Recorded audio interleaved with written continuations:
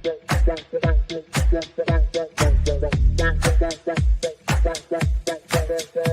Connections Radio presents. This show is brought to you by Paid Per Letter. Write letters and make a difference. paidperletter.com/Uncle Dan. Well, hello, everyone. And we have a very, very special guest on today.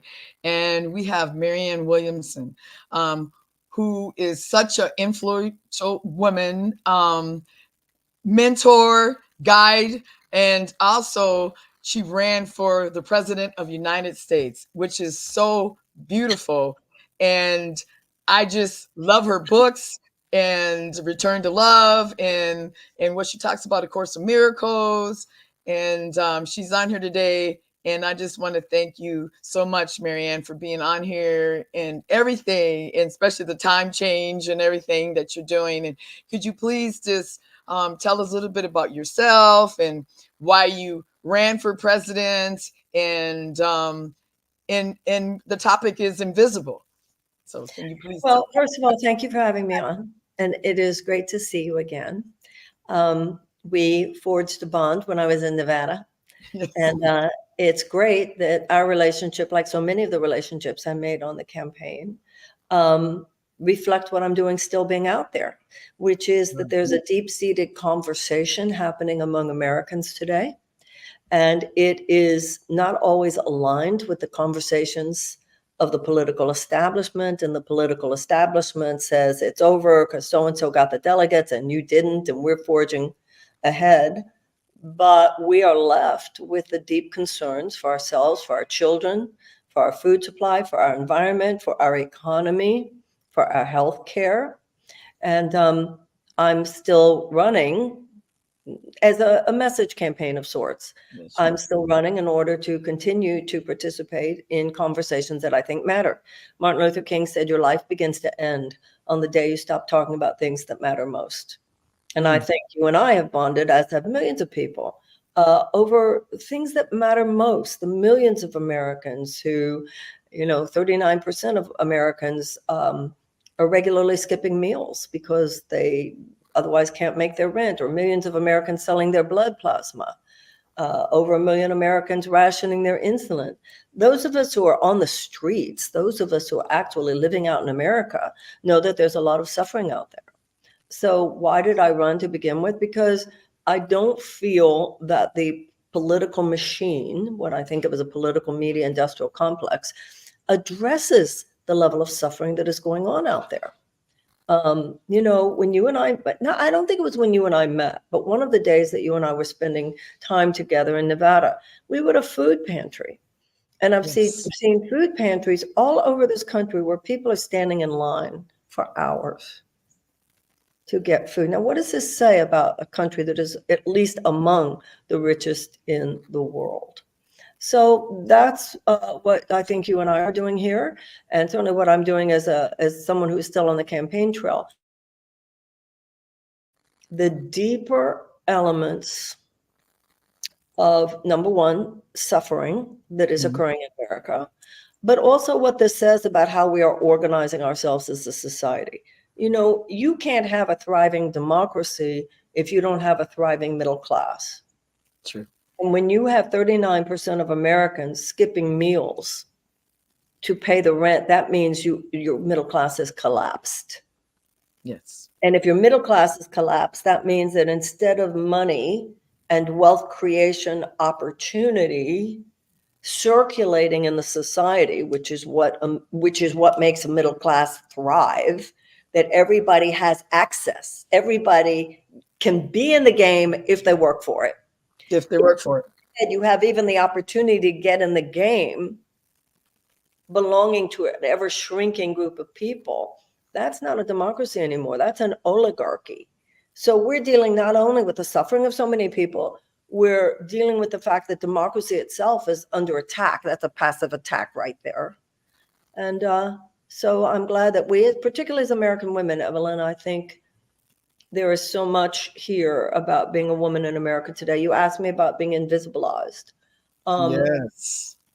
I never felt in my career as a writer, as a speaker, I never felt that my gender stood in the way of anything. I never felt that people perceived me differently because I was a woman. I never felt that people's view of me and what I do was obstructed. But in politics, Evelyn,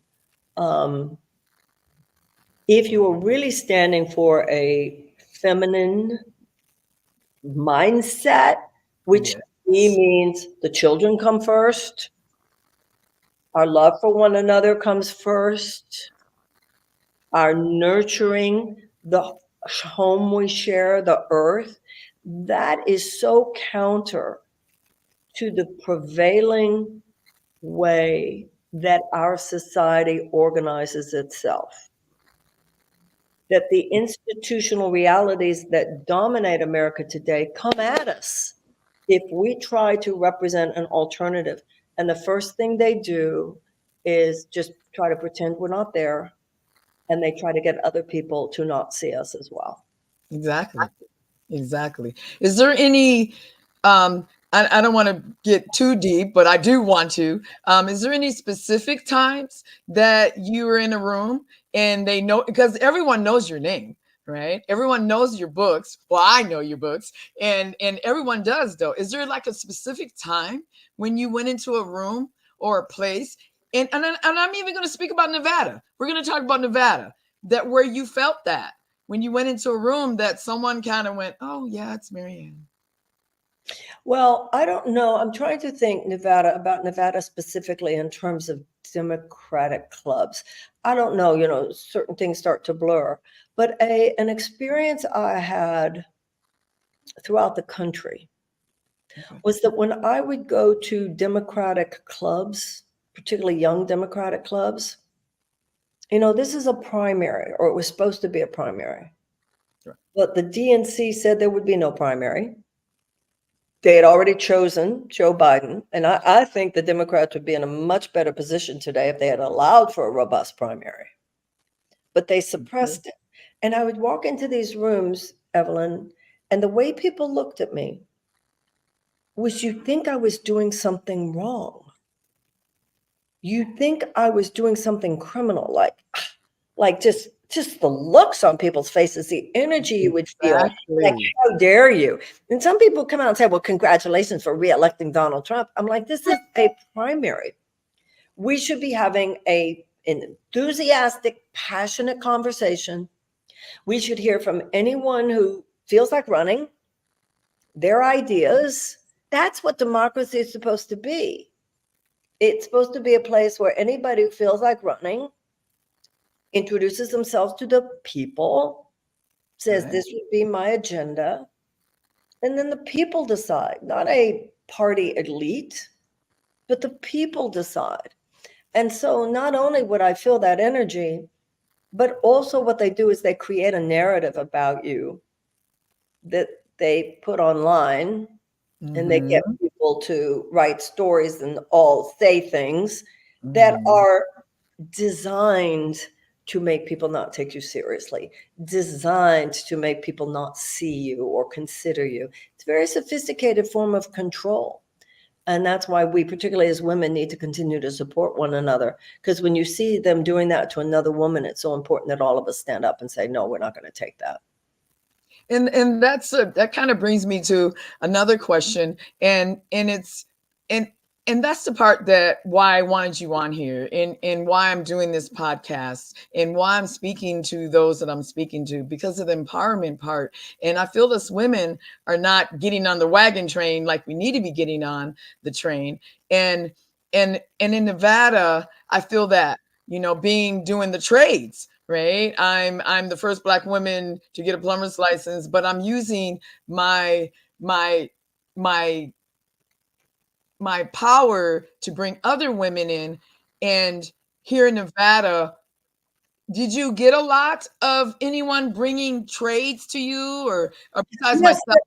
I did. I had lunch with a couple of women who represent, I was just, when you were saying that, women in business.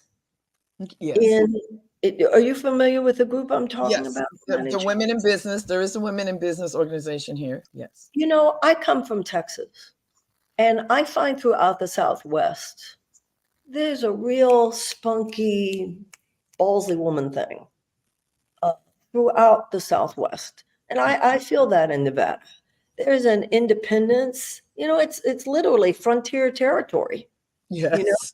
even geographically. And a lot of us who either were born and raised in those states or live in those states now, there is a real frontier energy. It's not like New England or someplace where this is how we've done things for a long time. This is how we do them. I mean, there's beauty to that as well. Right. But in the Southwest, including in Nevada, we're doing something, whatever we want to do. It's new, it's different, and it's kind of like, so yeah, I found that in Nevada. I feel that as a native Texan, there's a lot of alignments energetically, kind of. Yes, there is. There is. There is. There is. Did you, when you were here too, is there anything specifically? Well, there's probably not, there was probably a few things that you think that Nevada and that you would be able to do when you run again for being president. Did you feel well, the thing is, I'm 71 years old. I'd probably be having a different conversation if I was 50 or even 60. But at 71, one of the things I said a lot was, I only want to run for one term because I don't think a baby boomer should be president in 2028. So I think that after I've run for Congress, I've run for president twice, I think I've probably got this out of my system now. I hope that I can. I hope that I can still contribute in some way, and I want to continue to do that. I have a lot of life left in me, in terms of my energy and all of that. But right. I have to heal from this before I have any idea what comes next. I totally agree. I'm just putting Nevada out there because I think you're right. We are making some things happen. I mean, the Equal Rights Amendment that got passed for the women, that's in the Constitution now here, and not just Fed level, but it's on a state level now. And I think that's going to help. That's just getting the door in. That's just getting our feet in, right? That's not really going to help explode and make all the men in non-traditional careers say, oh yeah, we want you women in here.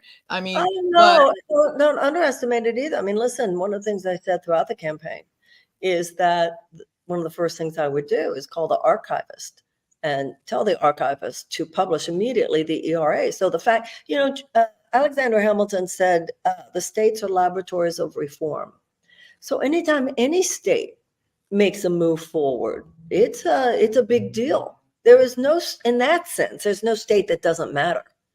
So any state that says, for instance, whether it's an ERA or anything else, that increases the possibility that the next state, and then then the dominoes start to fall. So that's true on a lot of things. In Nevada, obviously, the power in Las Vegas, I mean, it's huge. And you're right, because I think the women here are starting to say, oh yeah, I'm not just barefoot and pregnant and in the kitchen. Wait a minute, I do have rights. I do vote. I can make changes, and even in the women veteran world, because being a veteran and a Black women veteran, and seeing that there's not veteran organizations that are helping with housing for veteran women. Are you a veteran? Are you a veteran? Yes, I am. I didn't know that. Tell me about that. So I'm an Army veteran. I went in 85. And also I'm one of the veterans that didn't know she was a veteran.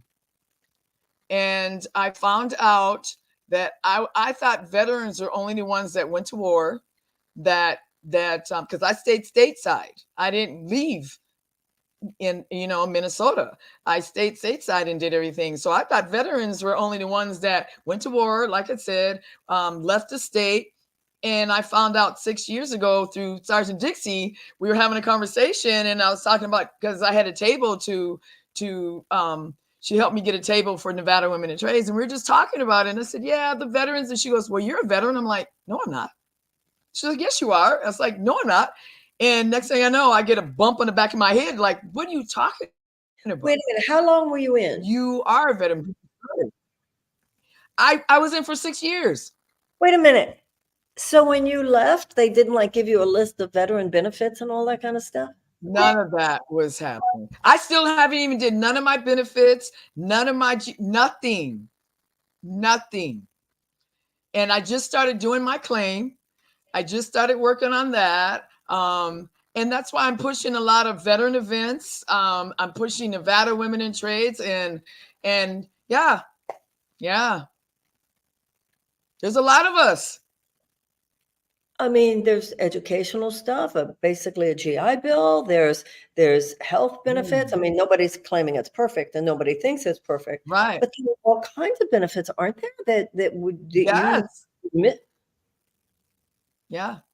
And another woman that does podcast, she was Marquetta, same. I mean, I'm finding these women, and I'm like, wow, there is a lot of us. And now I want to shout I want to shout now about it, right? I'm a woman veteran. Listen, if I can support you in any way, if there's ever anything I can do. So are you now connected to other organizations that are about women veterans throughout the United States?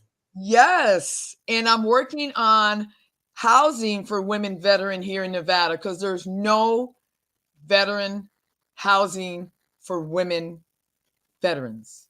They have to share a facility with the males.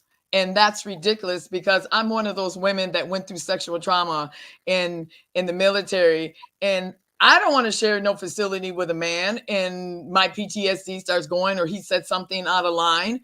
I don't want to do that. And right now, the women are having to share. And there's 8 women that I've found. There's others, but there's not that many that are in a housing facility.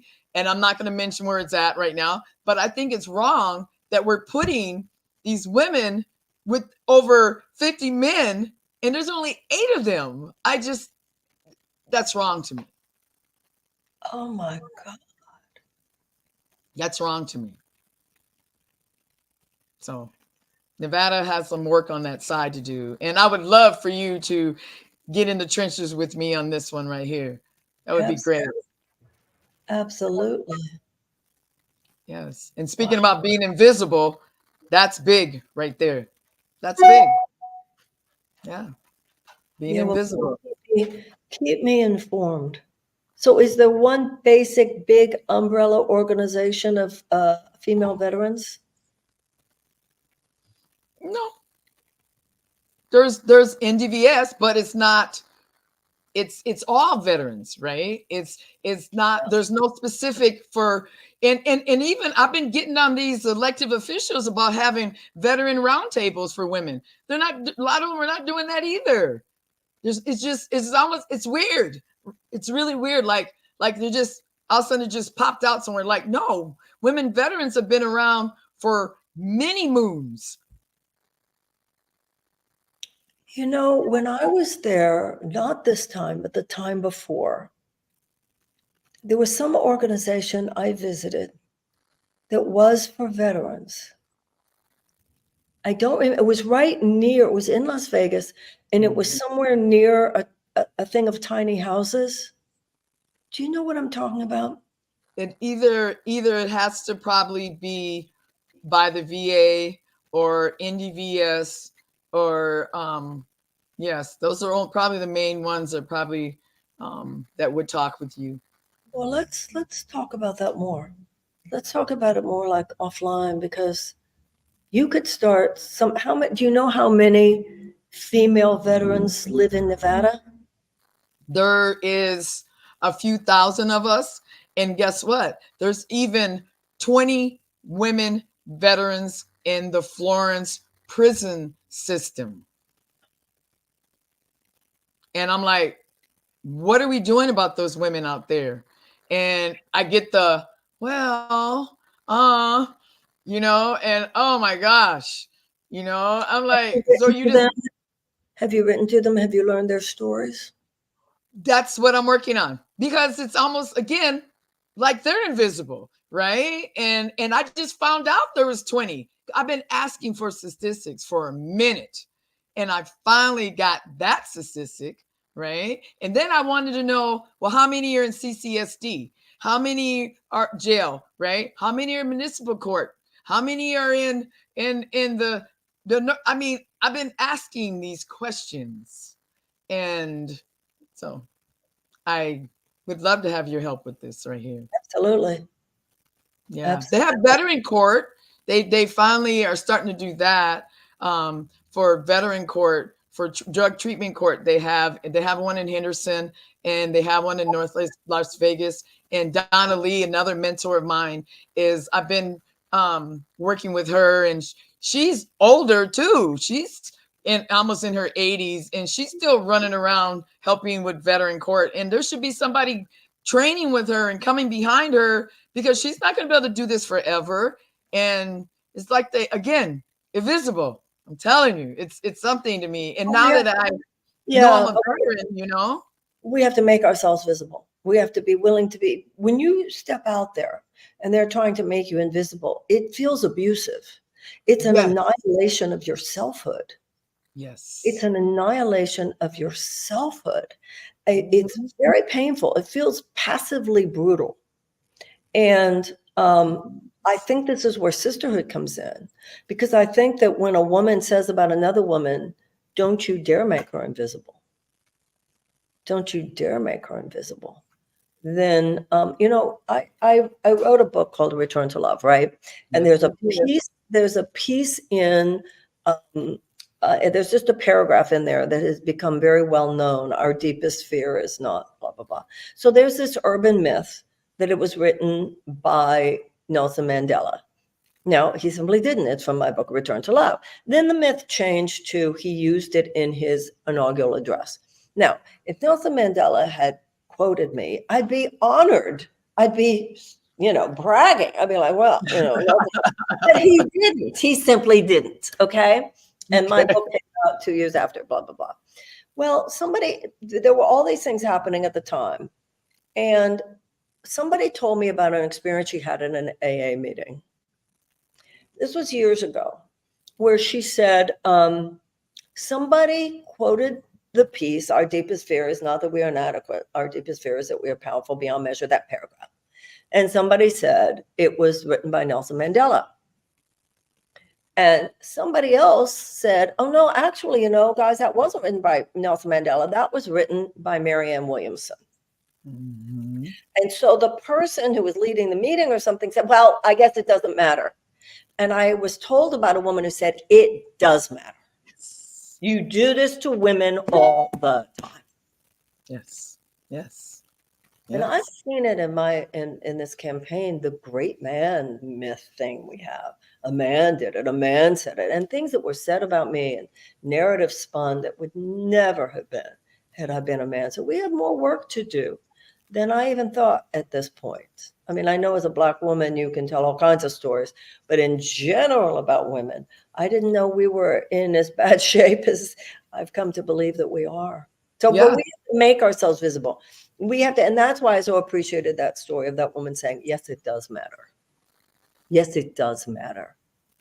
Yes. And we have to stand up for each other. And that's what I feel from you, such kindness. So let's do things together. Absolutely. Well, I would like you to tell a little bit about your books, because you have more than one. So could you please give the audience a little bit about your books? And I have all of it. And also everybody, she signed them too. There's a quote from Martin Luther King. He said, the desegregation of the American South is the political externalization of the goal of the civil rights movement. But the ultimate goal is the establishment of the beloved community. Mm. Now, to me, that is such a marvelous statement about the both and of societal transformation. Mm. I remember back in the 80s, I was very involved with the AIDS crisis. And at that time, before that time, if you got sick, you hoped to be able to take a medicine, an external remedy that would either suppress or eradicate the symptoms. But when Western medicine, not that they weren't trying, because they were, but it was kind of like with COVID, there was no cure, right? Right. people started to talk about alternative medicine, then they started talking about complementary medicine, and then it landed on integrative medicine. The idea that you go to the doctor and you go to the spiritual support group. You take the medicine and you watch your nutrition and your food and therapy or whatever. In other words, body, mind, and spirit. Mhm. So I think what's Mhm. happening now is that people are starting to realize that that's also how a society heals, not only with what we do, but with who we become as people. Yes. And that's really the essence of political nonviolence. So, for instance, when somebody says, well, what's the deal with you? Are you running for president or are you writing spiritual books? I do both. Yes. And And you can do both. You do them at the same time. I mean, people who talked about how my campaign was a book tour, it's ridiculous because Yeah. I know what a book tour is. It's not running for president. But when I'm not running for president, and I'm publishing a new book next month, because the issue of changing on the inside is as important as changing things on the outside. And I think that what Martin Luther King was speaking to when he said the ultimate goal is the establishment of the beloved community, because you can pass a law to make things more just. But if you haven't really transformed who we are as people, then the next government or government official will come around and repeal that law. Yes. And so my books have to do with now I do have two political books, Healing the Soul of America and Politics of Love. But even those, although they are about political change, both of them, for instance, Healing of America refers to Gandhi and refers to Dr. King, because when I started studying American history, for being interested in where's that intersection between spiritual and political change. And I found that there's no wheel we have to reinvent here. It's already been done. Mahatma Gandhi articulated the principles of political nonviolence. Dr. King went to India. He studied them. He brought them back for application to the civil rights movement in the 1960s. And both of them have to do with the fact that purifying our hearts is a necessary prerequisite to being the kind of channels for societal change that we want to be. And that's what I find. Like, if you look on the social media today, there's so much mean-spiritedness. Yes. Meanness. No love at all, is there? There's so much attack. We will not change the world from that field of energy. No. So my spiritual books are about changing on the inside. And I think that everywhere I go, I sense people realizing that something is wrong on some deeper level these days. There's we don't give each other a break. We don't give each other the benefit of the doubt. We don't show mercy. No. We casually attack and smear. And then that makes people afraid to even open our mouths. Not even just to run for office, to even give an opinion. Right. I mean, people are afraid to even say anything online. You know, one of the places where we used to hear a lot of political opinions was from people in Hollywood. Yes. Now, some people would say, keep your mouth shut, you're just an actor, what do you know? Yes. But that's ridiculous, because if you're an American, you have a right to an opinion about what goes on here, right? Nobody's not supposed to be, what do you know? I mean, look at the political elite. What do they know? Look what they've brought us. But notice how quiet Hollywood is right now. Notice how quiet, because everybody's manager and agent has said, don't open your mouth. You're going to say a controversial opinion. Somebody's going to boycott your movie. Yes. Somebody's going to boycott your TV show. You won't get hired. This is serious what's happening in this country. And I saw it in my campaign, the things people would say. People would just lie about you, and then it becomes this narrative that's out there. So we have to, where everybody's pointing their finger at somebody, we have to monitor our own hearts. So I think that that element is as important as any policy change. I think they're equally important. I think it's both and. It's like Martin Luther King said, there's the political externalization of the goal, and then there's the establishment of the beloved community. And in my life, Evelyn, you know, they're both equally important. Oh, yes. Yeah. The heart is really important. The soul, the meditating, that's important.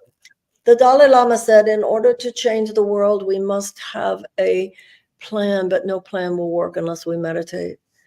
You know, the idea of prayer, meditation, forgiveness, love, compassion.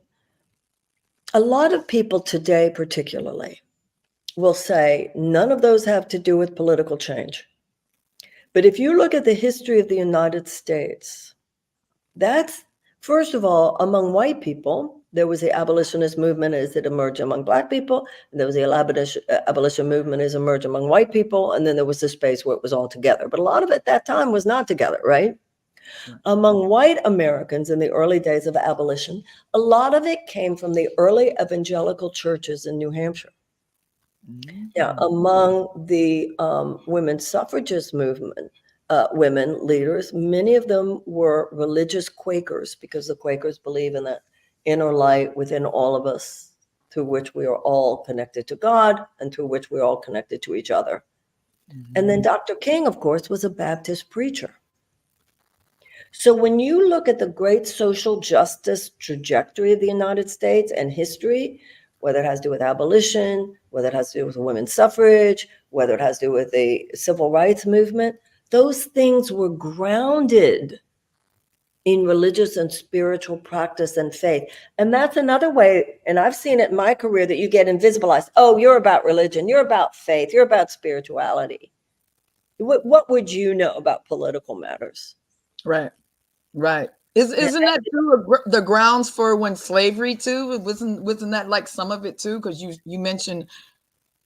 You know, I read a book last year. I wouldn't say it's a great book, but I did learn things that I had not learned before about Lincoln and about the Civil War. And it's a book called There Was Light. And I had not realized until I read that book how much of the struggle about slavery had to do with people's biblical interpretation.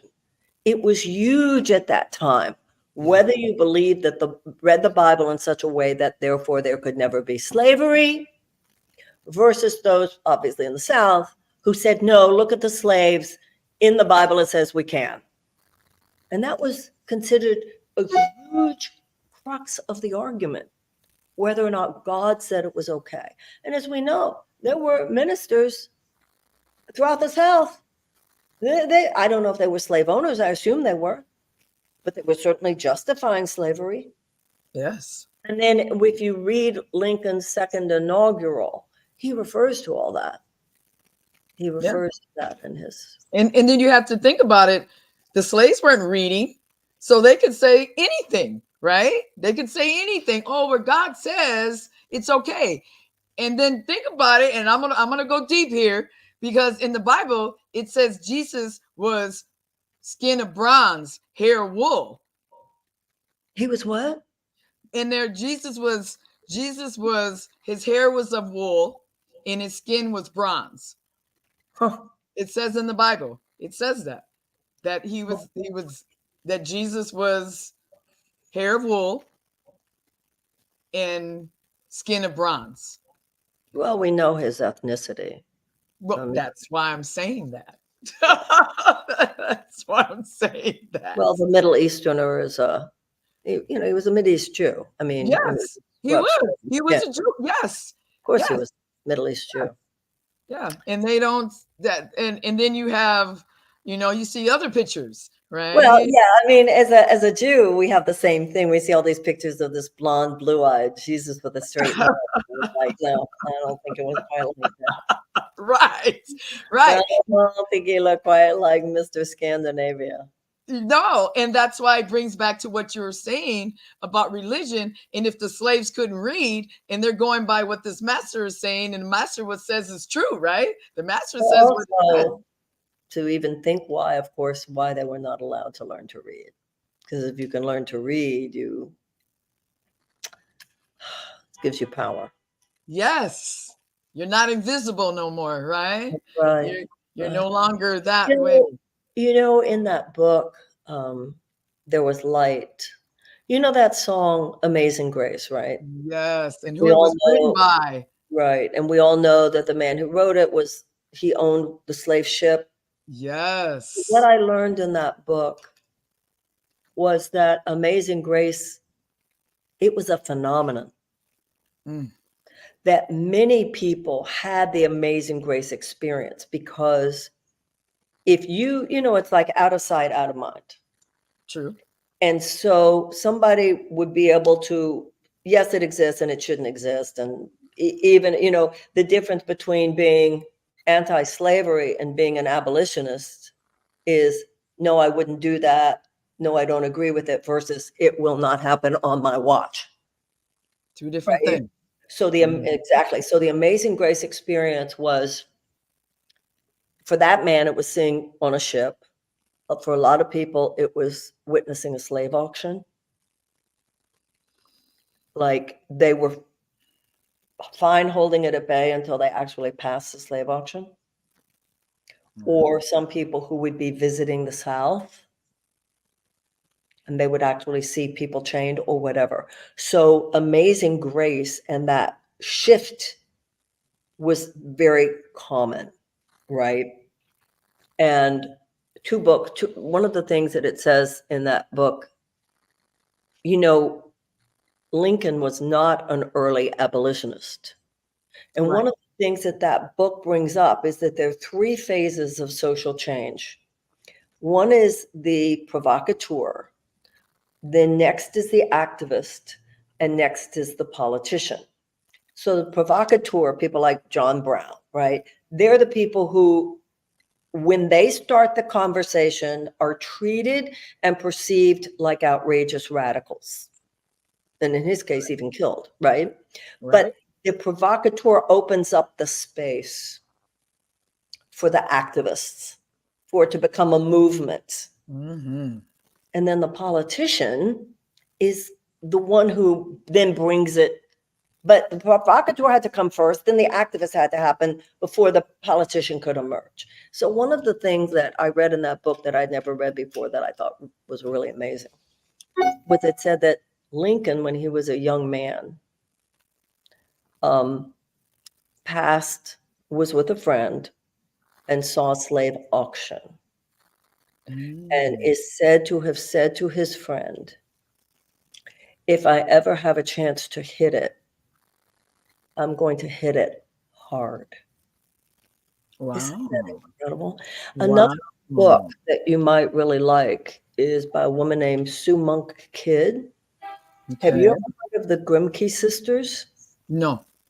So the Grimke sisters were these two women who were brought up in the slave-owning Charleston, South Carolina.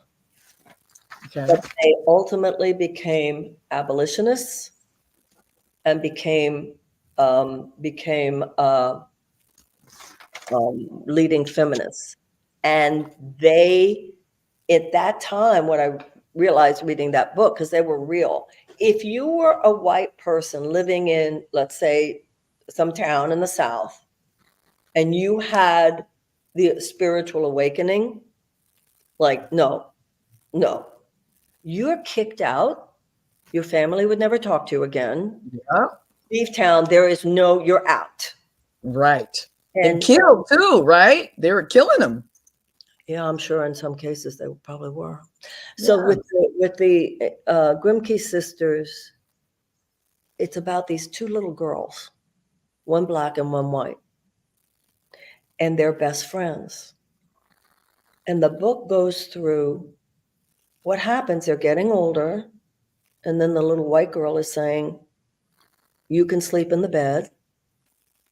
And the little black girl told, you sleep on the floor. And it goes through the psychological stuff that these children are going through. And then the little white girl told at Christmas, we're giving her to you as your gift. What do you mean she belongs to me? And I just think we're getting so much deeper into looking at, even in our own time, the internal awakenings that precede and that are requisites for the external changes. Certain things where once you see, you can't unsee. Certain things where once you know, you can't unknow. About all kinds of things. So for me, that's what spiritual change has to do with. It's that both and, you know. Yeah, I see it as becoming one. That's how I'm seeing it. And I know we're supposed to be one, and I see some of it happening now, which is really something. And it's such, to me, again, it's spiritual, you know, It's spiritual. because we're supposed to be one. We're not supposed to be separate. We are one. On the level of spirit, there's no place where one of us stops and the other starts. Nope. And when you know that, and when you come from that place, and you do, then other people can hear you. You know, I had lunch today with a friend of mine who's got Palestinian ancestry, both his parents, and he is very much a Palestinian activist, etc. But when I talk to him, and I'm Jewish, I can hear anything from him, and he lays it down for me. But I can hear it. My heart remains open because I don't feel an ounce of anti-Semitism in him. Nope. I don't feel any covert stuff. And I think, and that's true of you, I don't feel any, that we live, like when Rumi said, out beyond all ideas of good and bad, right or wrong, there is a field. If we can talk about our differences from even in that case, our disagreements, well, it's not in that case a disagreement, there's a war we're talking about here. Yes, we are. We are talking about, serious conflict. But if we can talk about those things from a space where we are talking from our oneness, then anybody can hear anything because our hearts remain open. Yes, which you talked about at the beginning of this podcast, that's what you said at the beginning. In the Course in Miracles, it says, God does not give us victory in battle. He lifts us above the battlefield. Yeah, because we're still in it. Yes, yes. But in that consciousness, the spiritual consciousness lifts us to a place above the battlefield. Then we can talk about the battlefield in ways that are analytical, but not hostile, not a continuation of battle. Yeah, it's such a beautiful when you're in that space. And again, I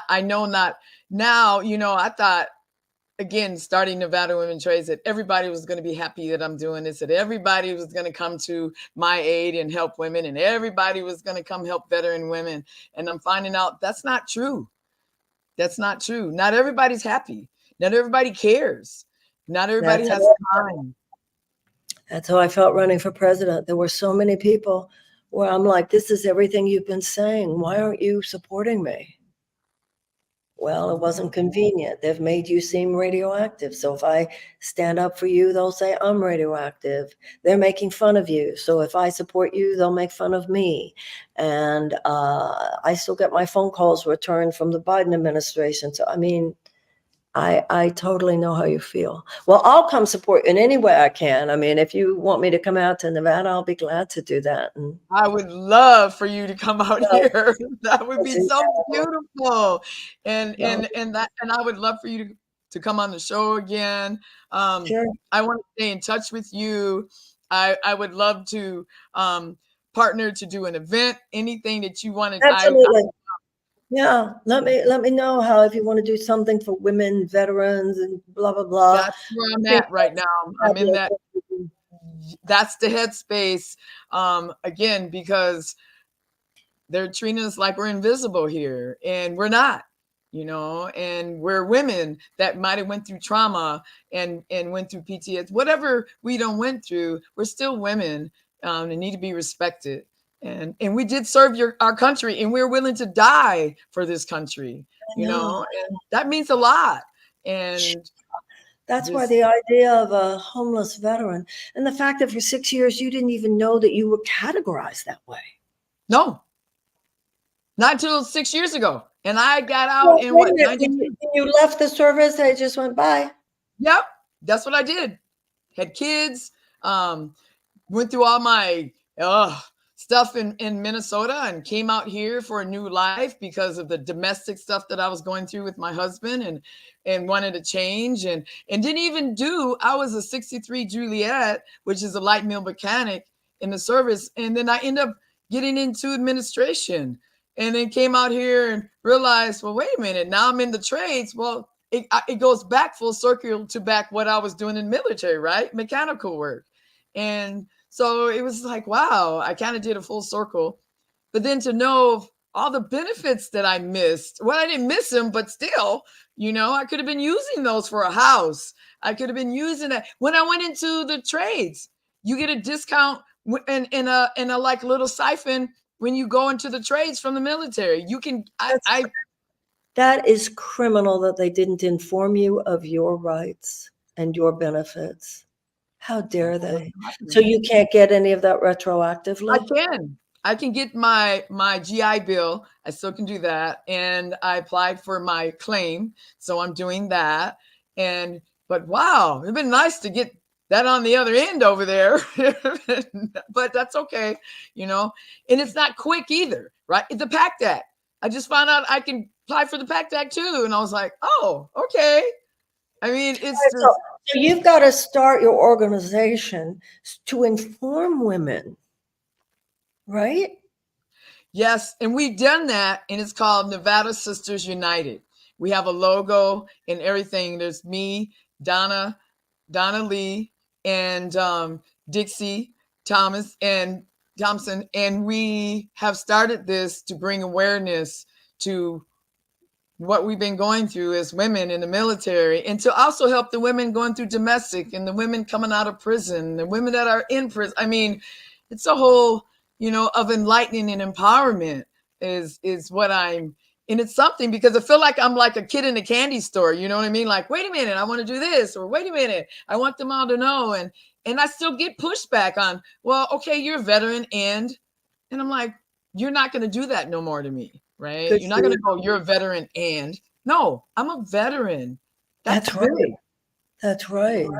Some people don't think it is. Some people think, oh, you served, okay, whatever. But you're not going to do that to me. You're not going to push me out like that. So I'm with you, Evelyn. So is there any last words or any last thoughts that you would like to say? No, just it's an honor to speak with you. It's an honor to speak with you, and I'm glad that we did this. And Me too. this is great. This is great. I look forward to seeing you again in Nevada. I'll be there. Yes, and I'm grateful for that. And again, this is I'm so stoked right now. I was thinking, oh my gosh, but I want everybody to hear your voice. I want everybody to know your platform. I want everybody to know that we are all one as women, and we're together. And I want everybody to know that you might, make a decision on if you want to run, if you don't, but you're not going anywhere, and you have a platform. And I want to shot from the mountaintop to let everybody know about you and where you're at and everything. So I just want to end it with my mission statement for my podcast is to empower women and to hold hands as we rise. And that is my mission statement for this podcast, because I want all of us to hold hands and be together and leave no woman behind. And that's where I'm at with this. So Yes, exactly. I'm with you, and God bless you, Evelyn. Okay. I don't know where Guy. PR Connections Radio thanks you for watching this podcast. Check out Thank you, There we darling. go. PR Connections Radio thanks you for watching this podcast. Check out more episodes of this show and our others at prconnectionsradio.com.